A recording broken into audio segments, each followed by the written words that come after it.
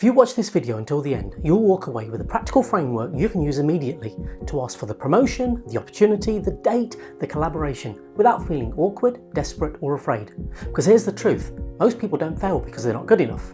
They fail because they never ask. And in the next few minutes, I'm going to show you why asking feels so terrifying and exactly how to overcome it. So, why are we so scared to ask? As a life coach, I see this constantly. Brilliant people, capable people, hard-working people, but they hesitate at one critical moment. The moment where they have to open their mouth and say, I'd like that opportunity. Can we discuss a raise? I need your support. Would you go out with me? Instead, they stay silent. Why? Let's unpack it. 1. Fear of rejection. We don't just fear hearing no, we fear what no means about us. We translate it into, I'm not good enough, they don't value me, I shouldn't have tried. But rejection is data, not a verdict on your worth. 2. Fear of looking needy or weak. In professional environments especially, people believe asking signals incompetence, so they over-deliver quietly. They hope someone notices, but hoping is not a strategy. 3. Fear of disrupting the relationship. We think if I ask for more, they'll think I'm difficult, so we protect the harmony at the expense of our growth. 4. Childhood conditioning. Many of us were rewarded for being easy, low maintenance, grateful, not demanding. But adults who never ask become adults who never receive. As comedian Steve Martin once said, be so good they can't ignore you. That's great advice, but here's what's missing.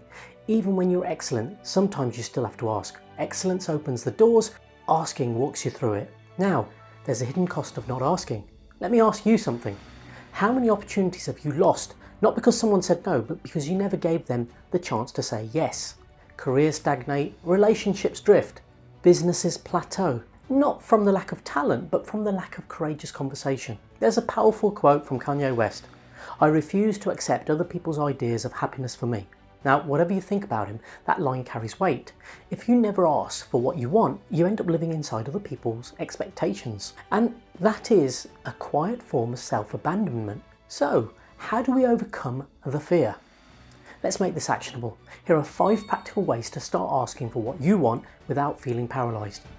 1. Reframe rejection as redirection. Instead of, if they say no, I'll be embarrassed, try, if they say no, I'll gain clarity. A no saves you time, it sharpens your strategy, it tells you what to improve or where to pivot. You are not auditioning for worth, you are testing alignment.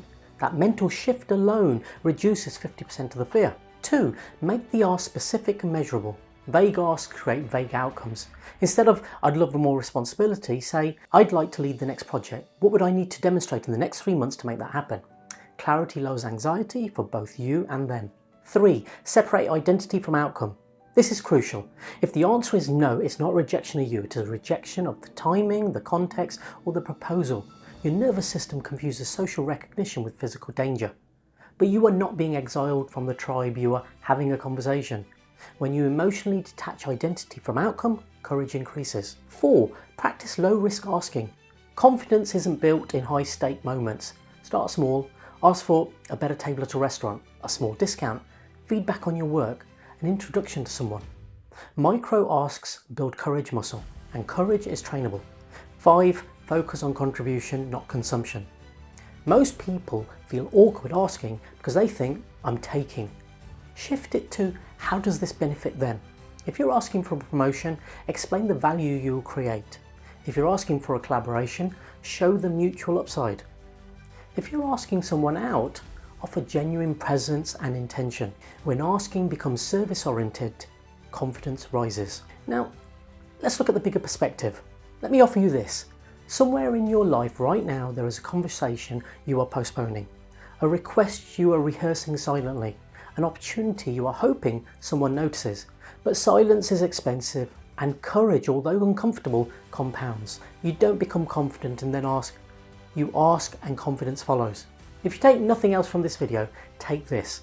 The quality of your life is directly linked to the quality of the conversations you're willing to have. You are not entitled to outcomes, but you are responsible for giving yourself a chance. So here's your challenge. What is one thing you've been too afraid to ask for? Write it down. And within the next 7 days, make the ask. Because the worst case is rarely as bad as your imagination. And the best case could change everything. If this video resonated, share it with someone who needs a little courage right now. And in the comments, tell me, what are you going to ask for? I'd love to hear it. Until next time, I'm Dr. Rakesh Rana, the Clear Coach.